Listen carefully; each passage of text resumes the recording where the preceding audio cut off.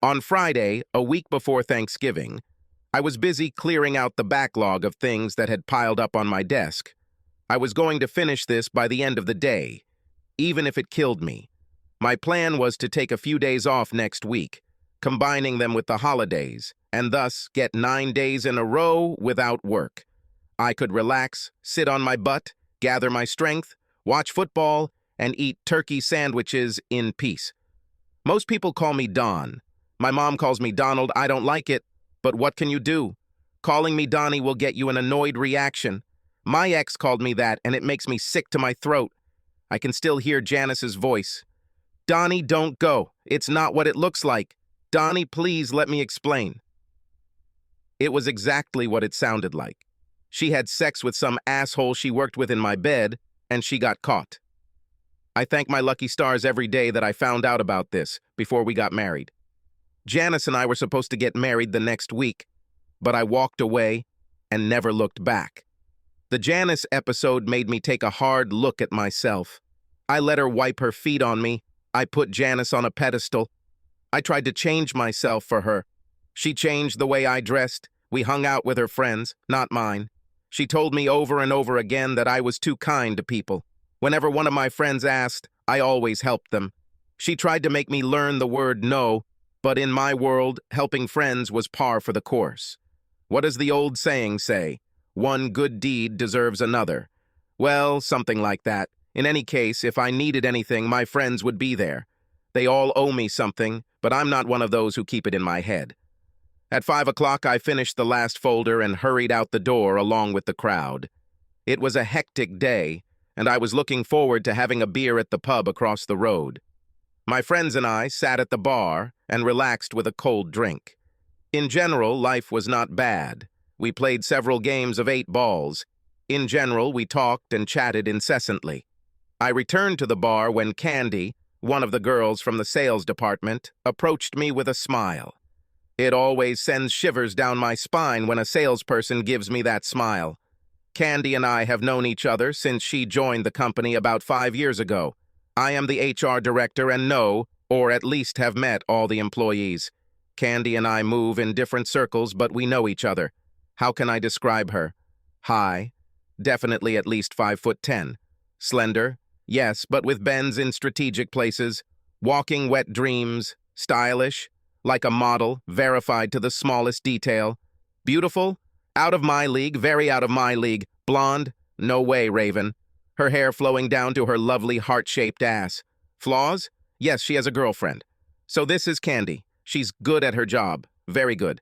She could sell ice cubes to Eskimos. She is always at the top of her department and is next in line to become sales director. Don, do you have a minute? I'd like to talk to you. Her voice oozed sex appeal. Oh, shit. Here comes the commercial. Of course, Candy. Would you like a drink? Yes, with pleasure. Beer, please. She smiled, sitting down next to me. Shock, I would guess Chardonnay or Merlot. I placed my order and turned around to see where our conversation would lead. So what do you want to talk about? I asked. I have a little problem, and I was wondering if you could help. Now she is no longer so confident in herself. I need a husband. Well, a guy, actually. Her voice faltered. Okay, I'll take the bait. What's the joke? What is this? A hidden camera? Am I being played? I asked, looking around the room. This is really not a joke, Don. My parents are flying to Hawaii for vacation and will be staying here next week to spend a couple of days with me for Thanksgiving. They want to meet my partner. It started to dawn on me. And you told them that you live with a man. She looked down, afraid to look into my eyes. Why not just dress Vivian up like a guy? I said sarcastically. Come on, Don, this isn't funny. If my father found out about me, it would kill him. He would have a damn stroke, she said. Candy, this looks like a bad situation comedy. I keep watching old reruns of I Love Lucy. There's no way this could work unless your parents are complete idiots. Why don't you just tell them the truth? Trust me. The truth will set you free, I told her. I just can't, she stuttered. There were tears in the corners of her eyes now. Wonderful. Just damn wonderful. I was in the midst of snow work and was beginning to feel like that Eskimo I've already talked about. It's a pity that I don't know how to cry like women do. I would go into a car dealership and cry until they gave me a new Mercedes. If I agree, and I do mean if, you will have to do something for me. Anything, Don, anything. I will be very grateful. Now the smile was returning. I want turkey and more. Oh, and no giblets in the gravy. I hate giblets. Her face lit up like the sun. I think she expected me to ask for more, much more, maybe something very disgusting for her, like sex with a man. You won't regret it, Don, I promise, she said, kissing my forehead. I highly doubt it. I already regret it, I told myself. The next morning I was trying to sleep, suffering from a hangover. I don't usually get drunk, but after Candy left, well, you get the idea. It dawned on me what a mess I had gotten myself into. I heard the bells ringing. Lord, make it stop. Damn, I sat down. It was the doorbell.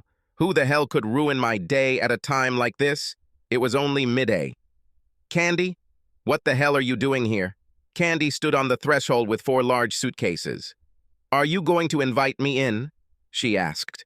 I stood there in my underpants, closing my eyes, trying to figure out what the hell was going on. It was too difficult, but oh well.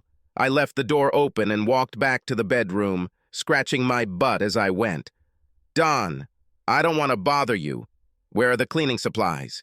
Candy whispered. On the kitchen sink, I grumbled. 15 minutes later. Don, do you have a broom? The door to the storage room. 5 minutes later. Scoop, entertainment center. 2 minutes. Disinfectant. Wall cabinet, behind Rembrandt. It was obvious that there would be no peace. I crawled into the bathroom, rummaged through old prescription bottles, and found an old Vicodin the dentist had given me for pain. I took 2 tablets. 15 minutes later, I was mowing the lawn. My iPod was playing at full volume, and I was smiling almost from ear to ear.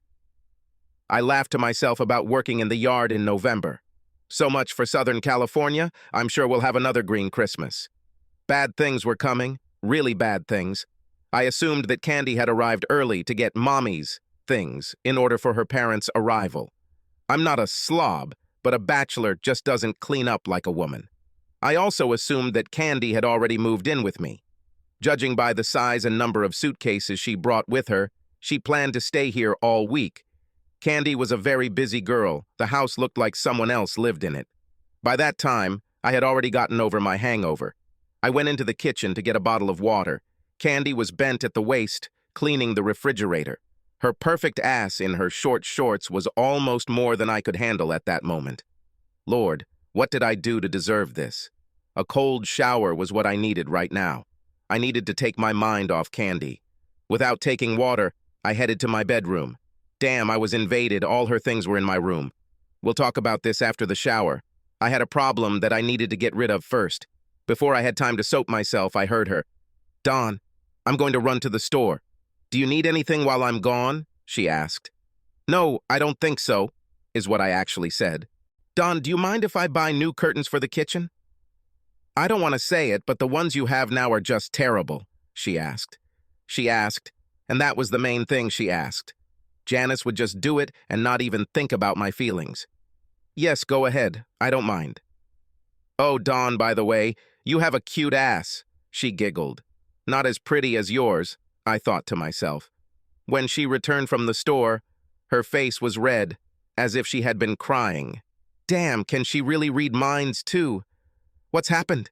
Did I do something? I asked with genuine concern. No, Dawn, it doesn't matter. You didn't do anything, she replied. Are you sure? I took a closer look to see if it was my fault. It's Vivian, she stammered, before breaking down and bursting into tears and sobs. Should I run away?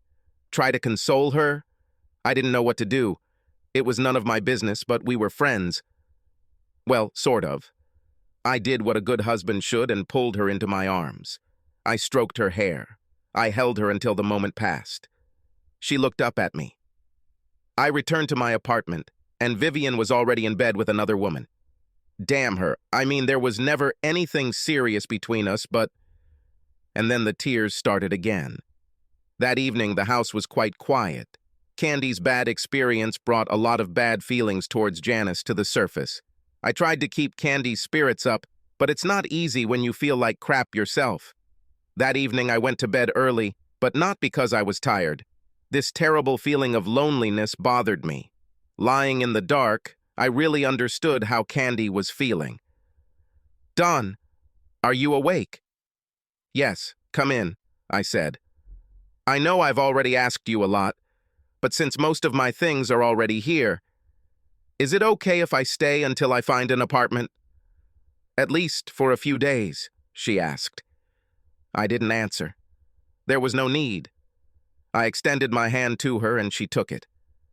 Pulling her towards me, I hugged her. I had no words. Eventually, I felt her fall asleep in my arms. It was very difficult to sleep when this wonderful creature was nearby. Her soft skin and wonderful smell filled my head with lewd and very vivid thoughts. I remember thinking it would be nice to die like that, with Candy in my arms. Candy woke me up early, I'd say around 6. She handed me a hot mug of coffee and sat down on the bed. "I'd like to say thank you for last night, Dawn. I needed this more than I can explain," she said softly and sincerely. "I'll be there for you any time, Candy," I said. "You're already doing this." "You got up quite early. Are you going somewhere?" I asked, noticing that she was putting on a jacket. "Yes, I decided to take the remaining things. I want to end this. Give me 5 minutes, I'll just brush my teeth," I told her. Candy was surprised, but did not refuse my offer to help. I wanted to be there for moral support if anything went wrong with Vivian. On the way, she was silent, and I felt some bitterness in her, but not towards me.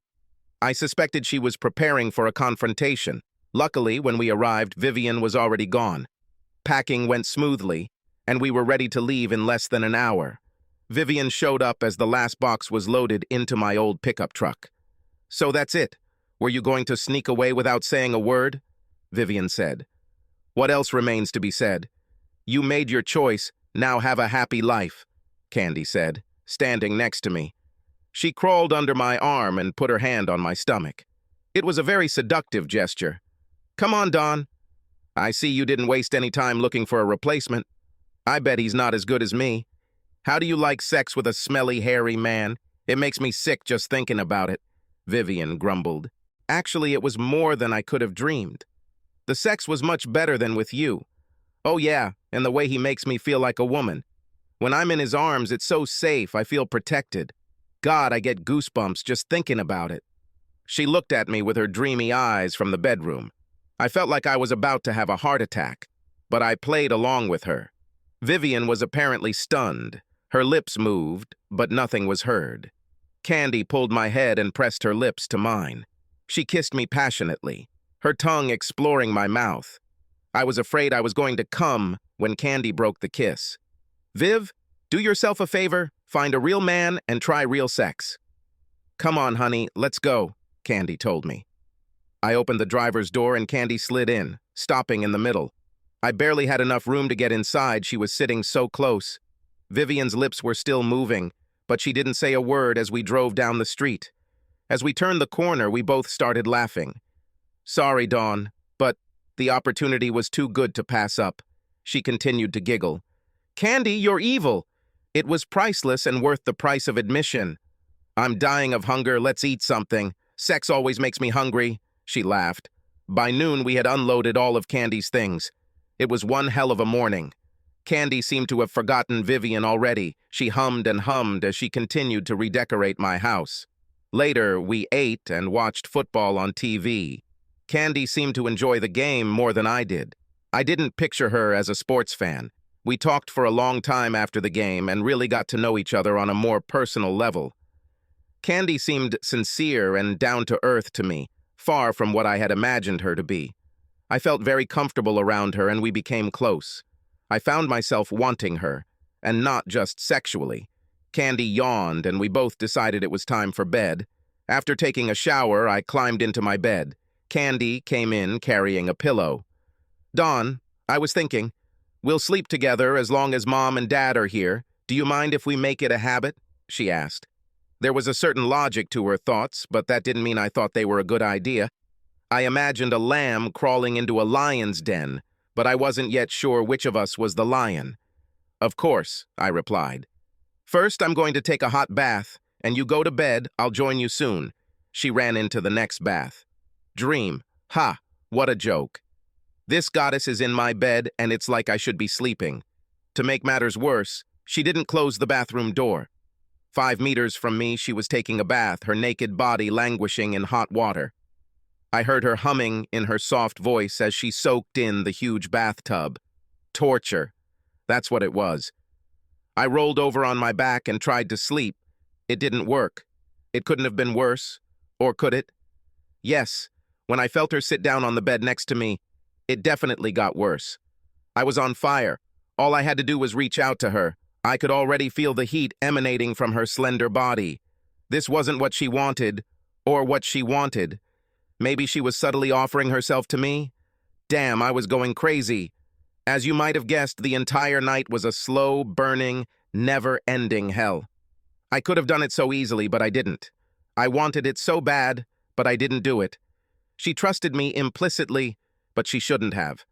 The next morning, Candy told me she had never slept so well. I didn't bother to tell her that I slept like an insomniac in the church bell tower. I wasn't sure I could handle 5 more days like this. The lack of sleep was eating away at me, and it was becoming increasingly difficult to be around Candy. That day, I did something I swore I would never do in a million years. I cleaned out my garage. It was hard, dirty work, but it was something I could do without straining my brain, and I had damn few of them left. A sleepless night spent longing for Candy put doubts in my head about her feelings for me. How could she be interested in such a non-entity like me? I spent the entire day cleaning and rearranging. When I returned to the house in the evening, I was like a zombie. The house smelled wonderful. Candy must be cooking in the kitchen. I immediately went to the bedroom. A shower was clearly necessary. Hot shower, and then I planned to jump into bed. If I'm lucky, I'll be asleep before Candy realizes I'm in the house. My sorry ass dragged behind me as I undressed in the dressing room. Without thinking, I went to the bathroom, urinated, jumped into the shower, and almost fell asleep under the running water. As I dried myself, I thought about how wonderful it would be to get some sleep. "Dinner's in the oven," I heard Candy say. God. I realized too late that she had been in the bathroom since I entered. It was unreal. I stood there, naked, and watched. How could I not notice? I was too stunned to even try to cover myself, and why bother now? I stood there for at least 10 minutes. Candy didn't seem embarrassed at all. She didn't feel the slightest embarrassment. I tried to act calm, but only until I noticed Candy's beautiful body soaking in the bath. Another beautiful mess. Why, Lord, why? To hell. What's done is done. I didn't apologize. After all, she could have said something sooner, or at least closed the door. Candy rose from the water and left the bath. My life was becoming more and more strange by the minute. Candy took my towel and began to dry herself. "You're probably tired. You've been doing this all day. Go to bed and I'll bring you something to eat," she said. So I did. I was too exhausted to argue and didn't even bother with clothes. Candy brought 2 plates and we ate in bed. Luckily, she was wearing a robe. As she carried the empty plates into the kitchen, I thought that after 2 days of living together, we had somehow already become an old married couple. We are comfortable with each other, and there is no sex. No sex. That's what I dreamed about when I woke up. Life without sex. However, there was one problem. Candy was pressed against my back. It was still dark. The alarm clock showed 3:45. I felt that she was dressed the same way as I was, without clothes. Her hand was on me. I was drawn to Candy like no one else before her. Her sexual orientation confused me. She had to know what she was doing, right? I started to think about how stupid I was. Does she really trust me that much? Was she modest? Maybe I should have made the first move. Gathering all my willpower, I pushed all these thoughts away and fell asleep again. I woke up from her touch. When I realized what was happening, I slid out of bed. What a stupid thing to do. Maybe, but I wanted Candy to at least be awake during our first sexual encounter. I wanted there to be no mistake on either side. We both needed to know exactly what was going on. While Candy slept, I thought about how things were going. Today will be that evening. One way or another, I will make my intentions clear to her. Today was Tuesday. Her parents will arrive tomorrow. She will be busy with them, and I will be like the fourth wheel on a tricycle. If she is not interested in me, then it is better for me to know about it before they arrive. We spent almost 2 hours in the supermarket, and Candy told me that she needed to start getting ready for the Thanksgiving holiday. There were pies to bake, and she would be busy all day. I offered my help, but did not go into the kitchen. My day was spent running to the market to get things we had forgotten. Candy had worked hard in the kitchen, and when she finally sat down, she was clearly tired. I offered to massage her sore back, and she happily agreed. While my fingers were working their magic, Candy was clearly relaxing. She directed me to the stiff muscles. A little to the left. Ooh, lower. It's so nice, she cooed. I was just about to ask what else I could do to relieve her stress when the phone rang. The fucking phone. What a shitty moment. It was Candy's cell phone. If it had been mine, I wouldn't have paid attention to it. Who do you think ruined the moment? It was Candy's mom. They caught an early flight and would arrive later in the evening. Candy was excited, and we spent a couple of hours trying to sort out our stories. How long have we been together? When is the wedding? What will the children's names be? Things weren't working out for us. I felt divorce coming, and we weren't even married. We returned from the airport at 11. Everyone was talking and picking up the conversation. I tried to keep the conversation going without putting my foot in my mouth. Candy sat very close to me. We pretended to be a couple in love. The hugs and kisses drove me crazy, but I tried not to show it too much. Candy's father, Ben, interrupted the conversation sometime around 1 a.m. He said he was going to bed. I followed suit and left Candy and her mom, Cynthia, to talk a little more. I felt that this was not the right time to propose anything tonight. This feeling was confirmed when Candy climbed into bed wearing a flannel "Don't Touch Me" nightgown. Don Jr. was unimpressed and let me sleep.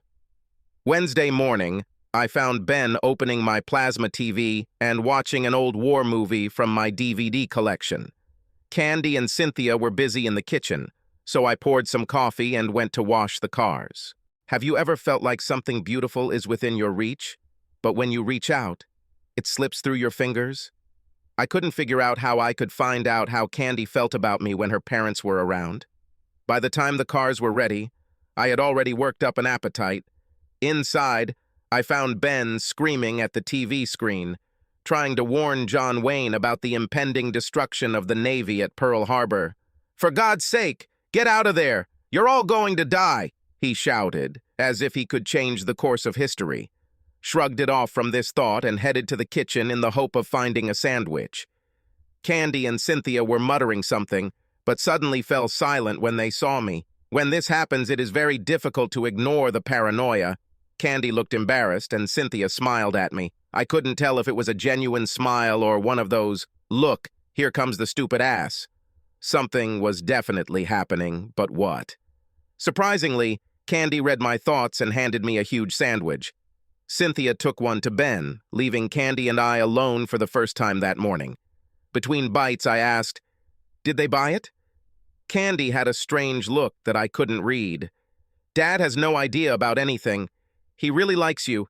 He told me that he likes everyone who has so many John Wayne movies," she whispered. She moved closer to me, just as I took another bite. Her eyes closed. She leaned down and kissed me with such force that I almost choked. I wiped the mayonnaise from the corner of her mouth as she muttered, "Thank you," and then took a big bite of my sandwich. Cynthia came into the kitchen and witnessed most of our exchange. Trying not to sound too nice, I asked, "Do you want it too?"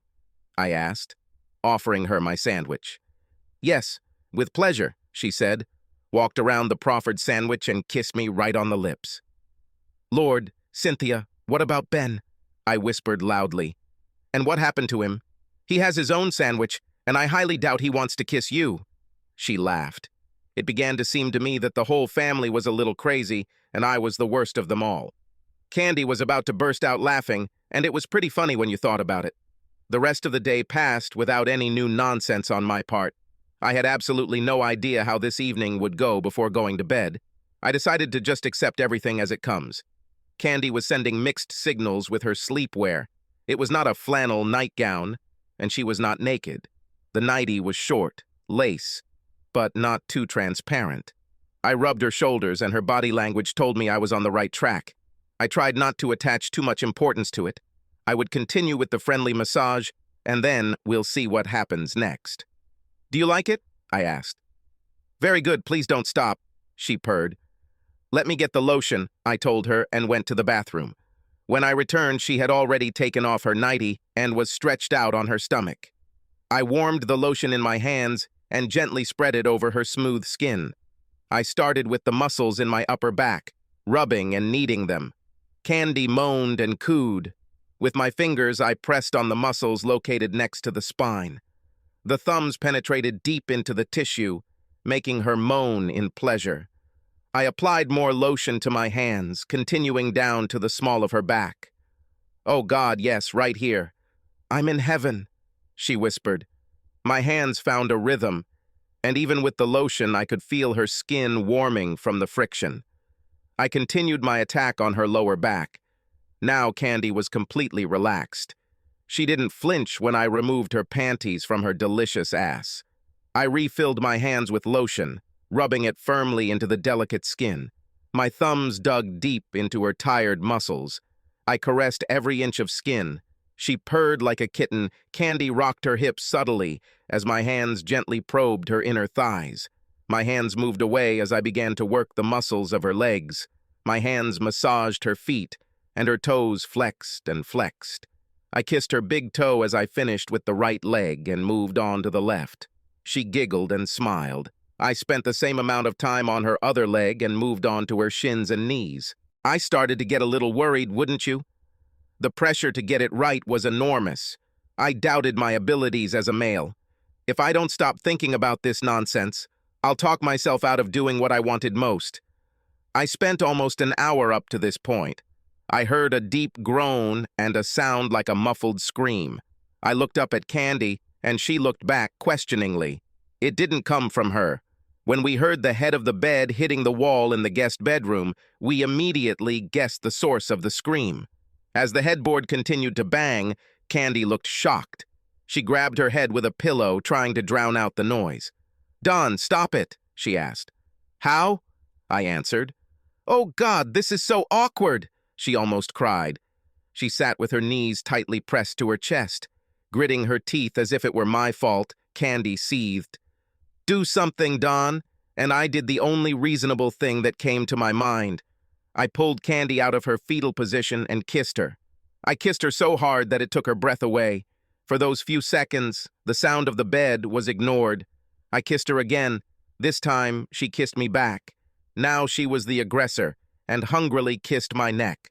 This was not slow, passionate love, but greedy animal sex. Things weren't going at all how I had imagined our first time together. Our sweaty bodies stuck together. Candy cupped my face with her hands and kissed my eyelids. I wasn't doing you justice when I teased Viv the other day. "My first time with a man, it was amazing," she cooed. "Well, I had to do something to distract you from that knocking," I joked. "What knock?" she giggled, quickly changing the subject. "Darling? I'm hungry. Do you want something?" "Stay where you are. I'll prepare something." I was standing at the stove making French toast when I felt hands running over my bare chest. I looked over my shoulder, expecting to see Candy. It smells so good. Can I have some?" Cynthia asked. "Of course," I replied, praying to God that she meant toast. I moved to get the plate from the cabinet, trying to keep Cynthia's hands away from me. Cynthia is a very attractive woman, and under other circumstances I would be very happy to have her by my side. She was dressed in a transparent kimono, and even in the dim light I could see almost all the features of her beautiful body under the silk. Trying to remain calm, I served it to her plate and returned to the pan to cook more. "It looks like Candy has picked up another family trait from me," she said mysteriously. How delicious." I took the bait. "And what could it be?" "She's quiet, shall we say, vocal during sex." "Well, like mother, like daughter," I urged. "Oh, did you hear that?" she said without looking up. "To be honest, Don, I was wondering how long it would take you. Candy practically lunges at you. She told me she was wondering when you would give up, or if you would give up at all." I looked at her in amazement. "Really?" I had a feeling that I was set up. "So, as I understand it, you know everything about her and about me. Am I the only one who doesn't get this joke? So you were in it from the beginning?" I asked. I began to worry that I was being led by the nose, as if I had a ring in my nose. Cynthia seemed to know too much about our arrangement. "No, Don, I didn't know. I knew about Candy's sexual preferences, but until today I just hoped that she had put it out of her head and things were real with her. Don, I am a caring mother. I want grandchildren. In this situation, there was very little chance of this happening." "So, why did she tell you? About us, I mean." She was confused. She had never felt such feelings for a man before. She was afraid that you wouldn't answer her. "Don, Candy has fallen in love with you. She told me how wonderful you are to her. She wanted advice from her mother." "And what was that?" "That she was right about you, you're real. Don, she's my baby. I want what's best for her." By this time, my French toast was burnt. While I was hastily preparing a new portion, Cynthia finished eating. I thought about what she had done and told me. None of this made sense to me. Candy fell in love with me. Imagine that. She rushed at me, but I was too afraid of making the wrong move to react to it. "Now that you realize it was all a sham, don't you think that maybe we're all rushing things?" I asked. "Maybe so, Don, but sometimes when the chemistry is just right, it only takes one heartbeat to know it," she replied. She came up to me and we hugged the way my mother would hug me. When I returned, Candy was a little annoyed. "Who needs 45 minutes to make French toast?" This toast is just perfect. No wonder it took so long to prepare." After Candy fell asleep, I stared at the ceiling, wondering if Cynthia was right. Could we really fall in love with each other in such a short time? I thought about it until I finally succumbed to sleep. Did I receive a response? On Thanksgiving morning, Candy and I took a shower together. We became even more familiar with each other's bodies as the hot water poured on us.